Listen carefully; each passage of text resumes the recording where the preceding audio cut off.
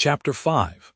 Of course, I've been meaning lately to go to Razumihin, to ask for work, to ask him to get me lessons or something, Raskolnikov thought, but what help can he be to me now? Suppose he gets me lessons, suppose he shares his last farthing with me, if he has any farthing so that I could get some boots and make myself tidy enough to give lessons. Well, and what then? What shall I do with the few coppers I earn? That's not what I want now. It's really absurd for me to go to Razumihin. The question why he was now going to Razumihin agitated him even more than he was himself aware. He kept uneasily seeking for some sinister significance in this apparently ordinary action. Could I have expected to set it all straight and to find a way out by means of Razumihin alone? He asked himself in perplexity. He pondered and rubbed his forehead, and strange to say, after long musing, suddenly, as if it were spontaneously and by chance, a fantastic thought came into his head. To Razumihin, he said all at once calmly, as though he had reached a final determination. I shall go to Razumihin, of course, but not now. I shall go to him. On the next day after it, when it will be over and everything will begin afresh. And suddenly he realized what he was thinking. After it, he shouted, jumping up from the seat, but is it really going to happen? Is it possible it really will happen? He left the seat and went off almost at a run. He meant to turn back homewards, but the thought of going home suddenly filled him with intense loathing. In that hole, in that awful little cupboard of his, all this had for a month past been growing up in him, and he walked on at random. His nervous shudder had passed into a fever that made him feel shivering. In spite of the heat, he felt cold. With a kind of effort, he began almost unconsciously, from some inner craving, to stare at all the objects before him, as though looking for something to distract his attention. But he did not succeed, and kept dropping every moment into brooding. When with a start he lifted his head again and looked round, he forgot at once what he had just been thinking about and even where he was going. In this way he walked right across Vassilyevsky Ostrov, came out on to the Lesser Neva, crossed the bridge and turned towards the islands. The greenness and freshness were at first restful to his weary eyes after the dust of the town and the huge houses that hemmed him in and weighed upon him. Here there were no taverns, no stifling closeness, no stench. But soon these new pleasant sensations passed into morbid irritability. Sometimes he stood still before a brightly painted summer villa standing among green foliage. He gazed through the fence. He saw in the distance smartly dressed women on the verandas and balconies, and children running in the gardens. The flowers especially caught his attention. He gazed at them longer than at anything.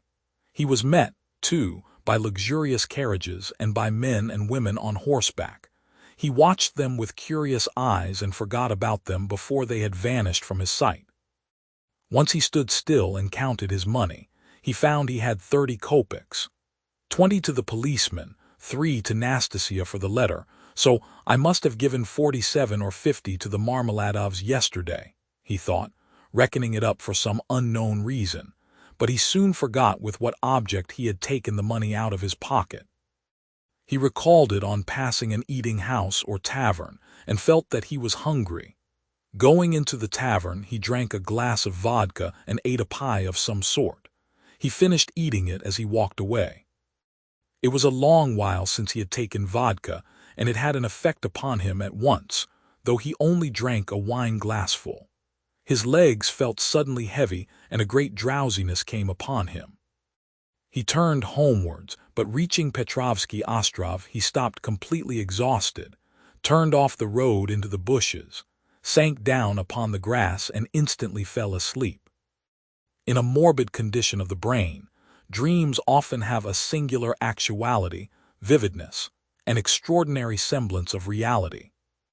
At times monstrous images are created, but the setting and the whole picture are so truth-like and filled with details so delicate, so unexpectedly, but so artistically consistent, that the dreamer, were he an artist like Pushkin or Turgenev even, could never have invented them in the waking state. Such sick dreams always remain long in the memory and make a powerful impression on the overwrought and deranged nervous system. Raskolnikov had a fearful dream. He dreamt he was back in his childhood in the little town of his birth. He was a child about 7 years old, walking into the country with his father on the evening of a holiday. It was a gray and heavy day. The country was exactly as he remembered it. Indeed, he recalled it far more vividly in his dream than he had done in memory. The little town stood on a level flat as bare as the hand, not even a willow near it. Only in the far distance, a copse lay, a dark blur on the very edge of the horizon. A few paces beyond the last market garden stood a tavern, a big tavern which had always aroused in him a feeling of aversion, even of fear, when he walked by it with his father. There was always a crowd there, always shouting, laughter and abuse, hideous hoarse singing and often fighting. Drunken and horrible-looking figures were hanging about the tavern. He used to cling close to his father, trembling all over when he met them. Near the tavern the road became a dusty track, the dust of which was always black. It was a winding road, and about 100 paces further on, it turned to the right to the graveyard. In the middle of the graveyard stood a stone church with a green cupola where he used to go to Mass 2 or 3 times a year with his father and mother, when a service was held in memory of his grandmother, who had long been dead, and whom he had never seen.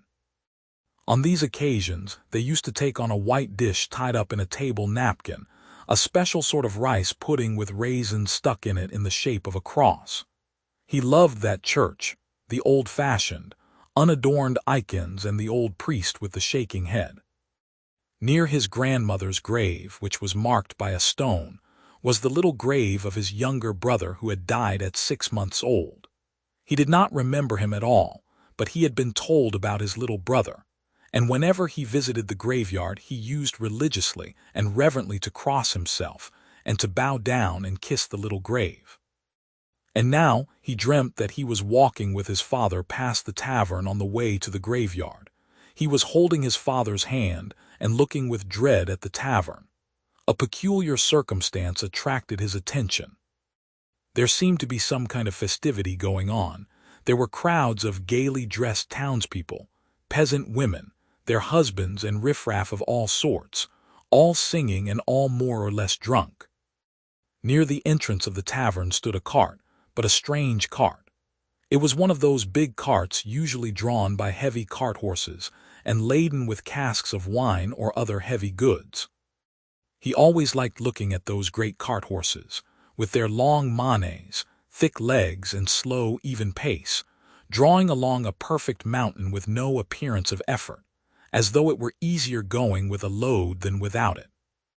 But now, strange to say, in the shafts of such a cart, he saw a thin little sorrel beast, one of those peasants' nags which he had often seen straining their utmost under a heavy load of wood or hay, especially when the wheels were stuck in the mud or in a rut. And the peasants would beat them so cruelly, sometimes even about the nose and eyes, and he felt so sorry for them that he almost cried, and his mother always used to take him away from the window. All of a sudden there was a great uproar of shouting, singing and the balalaika, and from the tavern a number of big and very drunken peasants came out, wearing red and blue shirts and coats thrown over their shoulders. Get in," shouted one of them, a young thick-necked peasant with a fleshy face red as a carrot. "I'll take you all, get in." But at once there was an outbreak of laughter and exclamations in the crowd. "Take us all with a beast like that? Why, Mikolka, are you crazy to put a nag like that in such a cart? And this mare is 20 if she is a day, mates." "Get in, I'll take you all," Mikolka shouted again, leaping first into the cart, seizing the reins and standing straight up in front. "The bay has gone with Matvey," he shouted from the cart, "and this brute, mates, is just breaking my heart. I feel as if I could kill her. She's just eating her head off. Get in, I tell you. I'll make her gallop. She'll gallop," and he picked up the whip, preparing himself with relish to flog the little mare. "Get in, Come along, the crowd laughed. Do you hear she'll gallop? Gallop indeed. She has not had a gallop in her for the last 10 years. She'll jog along. Don't you mind her, mates. Bring a whip, each of you, get ready. All right. Give it to her. They all clambered into Mikalka's cart, laughing and making jokes. 6 men got in, and there was still room for more. They hauled in a fat, rosy-cheeked woman. She was dressed in red cotton, in a pointed, beaded headdress and thick leather shoes. She was cracking nuts and laughing. The crowd round them was laughing too, and indeed, how could they help laughing? That wretched nag was to drag all the cartload of them at a gallop. 2 young fellows in the cart were just getting whips ready to help Mikalka. With the cry of "now," the mare tugged with all her might, but far from galloping, could scarcely move forward. She struggled with her legs, gasping and shrinking from the blows of the 3 whips which were showered upon her like hail. The laughter in the cart and in the crowd was redoubled, but Mikalka flew into a rage and furiously thrashed the mare, as though he supposed she really could gallop. "Let me get in too, mates," shouted a young man in the crowd whose appetite was aroused. "Get in, all get in," cried Mikalka. "She will draw you all. I'll beat her to death." And he thrashed and thrashed at the mare, beside himself with fury. "Father, father," he cried, "father, what are they doing? Father, they are beating the poor horse." Come along," said his father. "They are drunken and foolish, they are in fun. Come away, don't look." And he tried to draw him away, but he tore himself away from his hand, and beside himself with horror, ran to the horse. The poor beast was in a bad way. She was gasping, standing still, then tugging again and almost falling. "Beat her to death," cried Mikalka. "It's come to that, I'll do for her." "What are you about? Are you a Christian, you devil?" shouted an old man in the crowd. "Did anyone ever see the like? A wretched nag like that pulling such a cartload," said another. "You'll kill her," shouted the third. "Don't meddle, it's my property, I'll do what I choose. Get in, more of you. Get in, all of you. I will have her go at a gallop." All at once laughter broke into a roar and covered everything. The mare, roused by the shower of blows, began feebly kicking. Even the old man could not help smiling. To think of a wretched little beast like that trying to kick. 2 lads in the crowd snatched up whips and ran to the mare to beat her about the ribs. 1 ran each side. "Hit her in the face, in the eyes," cried Mikalka. "Give us a song, mates," shouted someone in the cart, and everyone in the cart joined in a riotous song, jingling a tambourine and whistling. The woman went on cracking nuts and laughing. He ran beside the mare, ran in front of her, saw her being whipped across the eyes, right in the eyes. He was crying, he felt choking, his tears were streaming. One of the men gave him a cut with the whip across the face. He did not feel it. Wringing his hands and screaming, he rushed up to the gray-headed old man with the gray beard, who was shaking his head in disapproval. One woman seized him by the hand and would have taken him away, but he tore himself from her and ran back to the mare. She was almost at the last gasp, but began kicking once more. "I'll teach you to kick," Mikalka shouted ferociously. He threw down the whip, bent forward and picked up from the bottom of the cart a long, thick shaft. He took hold of one end with both hands and with an effort brandished it over the mare. "He'll crush her," was shouted round him. "He'll kill her." "It's my property," shouted Mikalka, and brought the shaft down with a swinging blow. There was a sound of a heavy thud. Thrash her, why have you stopped?" shouted voices in the crowd. And Mikalka swung the shaft a second time, and it fell a second time on the spine of the luckless mare. She sank back on her haunches, but lurched forward and tugged forward with all her force, tugged first on one side and then on the other, trying to move the cart. But the 6 whips were attacking her in all directions, and the shaft was raised again and fell upon her a 3rd time, then a 4th, with heavy measured blows. Mikalka was in a fury that he could not kill her at one blow. "She's a tough one," was shouted in the crowd. "She'll fall in a minute, mates, there will soon be an end of her," said an admiring spectator in the crowd. "Fetch an axe to her, finish her off," shouted a third. "I'll show you." "Stand off," Mikulka screamed frantically. He threw down the shaft, stooped down in the cart and picked up an iron crowbar. "Look out," he shouted, and with all his might he dealt a stunning blow at the poor mare. The blow fell. The mare staggered, sank back, tried to pull, but the bar fell again with a swinging blow on her back and she fell on the ground like a log. "Finish her off," shouted Mikulka, and he leapt beside himself out of the cart. Several young men, also flushed with drink, seized anything they could come across, whips, sticks, poles, and ran to the dying mare. Mikulka stood on one side and began dealing random blows with the crowbar. The mare stretched out her head, drew a long breath, and died. "You butchered her," someone shouted in the crowd. "Why wouldn't she gallop then?" "My property," shouted Mikulka with bloodshot eyes, brandishing the bar in his hands. He stood as though regretting that he had nothing more to beat. "No mistake about it, you are not a Christian," many voices were shouting in the crowd. But the poor boy, beside himself, made his way, screaming, through the crowd to the sorrel nag, put his arms round her bleeding dead head and kissed it, kissed the eyes and kissed the lips. Then he jumped up and flew in a frenzy with his little fists out at Mikulka. At that instant his father, who had been running after him, snatched him up and carried him out of the crowd. "Come along, come, let us go home," he said to him. "Father, why did they kill the poor horse?" he sobbed, but his voice broke and the words came in shrieks from his panting chest. "They are drunk, they are brutal, it's not our business," said his father. He put his arms round his father, but he felt choked. He tried to draw a breath, to cry out, and woke up. He waked up, gasping for breath, his hair soaked with perspiration, and stood up in terror. "Thank God that was only a dream," he said, sitting down under a tree and drawing deep breaths. "But what is it? Is it some fever coming on, such a hideous dream?" He felt utterly broken. Darkness and confusion were in his soul. He rested his elbows on his knees and leaned his head on his hands. "Good God," he cried, can it be, that I shall really take an axe, that I shall strike her on the head, split her skull open?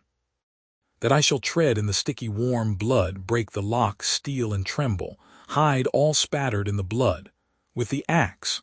Good God, can it be?" He was shaking like a leaf as he said this. "But why am I going on like this?" he continued, sitting up again, as it were in profound amazement. "I knew that I could never bring myself to it, so what have I been torturing myself for till now? Yesterday, when I went to make that experiment, yesterday I realized completely that I could never bear to do it. Why am I going over it again then? Why am I hesitating? As I came down the stairs yesterday, I said myself that it was base, loathsome, vile. The very thought of it made me feel sick and filled me with horror. No, I couldn't do it. Granted that there is no flaw in all that reasoning, that all that I have concluded this last month is clear as day, true as arithmetic. My God! Anyway, I couldn't bring myself to it. I couldn't do it. Why then am I still?" He rose to his feet, looked round in wonder as though surprised at finding himself in this place, and went towards the bridge. He was pale, his eyes glowed, he was exhausted in every limb, but he seemed suddenly to breathe more easily. He felt he had cast off that fearful burden that had so long been weighing upon him, and all at once there was a sense of relief and peace in his soul. "Lord," he prayed, "show me my path. I renounce that accursed dream of mine." Crossing the bridge, he gazed quietly and calmly at the Neva, at the glowing red sun setting in the glowing sky. In spite of his weakness, he was not conscious of fatigue. It was as though an abscess that had been forming for a month past in his heart had suddenly broken. Freedom. He was free from that spell, that sorcery, that obsession. Later on, when he recalled that time and all that happened to him during those days, minute by minute, point by point, he was superstitiously impressed by one circumstance, which, though in itself not very exceptional, always seemed to him afterwards the predestined turning point of his fate. He could never understand and explain to himself why, when he was tired and worn out, when it would have been more convenient for him to go home by the shortest and most direct way, he had returned by the hay market where he had no need to go. It was obviously and quite unnecessarily out of his way, though not much so.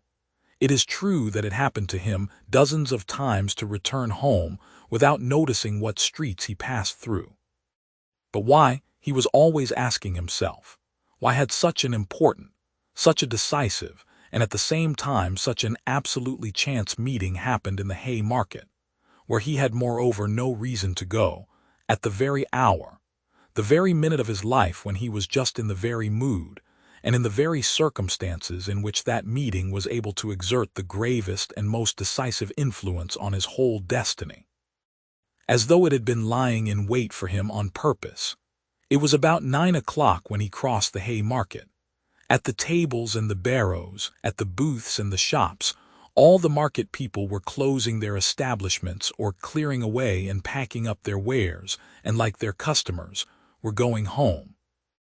Rag pickers and costermongers of all kinds were crowding round the taverns in the dirty and stinking courtyards of the hay market.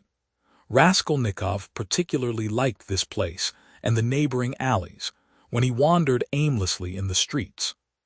Here his rags did not attract contemptuous attention, and one could walk about in any attire without scandalizing people. At the corner of an alley a huckster and his wife had 2 tables set out with tapes, thread, cotton handkerchiefs, etc. They too had got up to go home, but were lingering in conversation with a friend, who had just come up to them.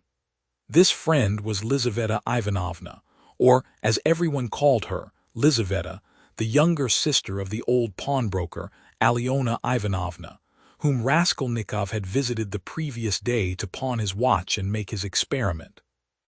He already knew all about Lizaveta, and she knew him a little too. She was a single woman of about 35, tall, clumsy, timid, submissive, and almost idiotic. She was a complete slave and went in fear and trembling of her sister, who made her work day and night, and even beat her. She was standing with a bundle before the huckster and his wife, listening earnestly and doubtfully. They were talking of something with special warmth. The moment Raskolnikov caught sight of her, he was overcome by a strange sensation, as it were of intense astonishment, though there was nothing astonishing about this meeting. "You could make up your mind for yourself, Lizaveta Ivanovna," the huckster was saying aloud. "Come round tomorrow about 7. They will be here too." "Tomorrow," said Lizaveta slowly and thoughtfully, as though unable to make up her mind. "Upon my word, what a fright you are in of Alyona Ivanovna," gabbled the huckster's wife, a lively little woman. "I look at you, you are like some little babe. And she is not your own sister either, nothing but a step-sister, and what a hand she keeps over you. But this time don't say a word to Alyona Ivanovna," her husband interrupted. "That's my advice, but come round to us without asking. It will be worth your while. Later on your sister herself may have a notion." "Am I to come?"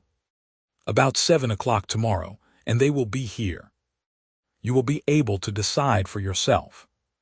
"And we'll have a cup of tea," added his wife.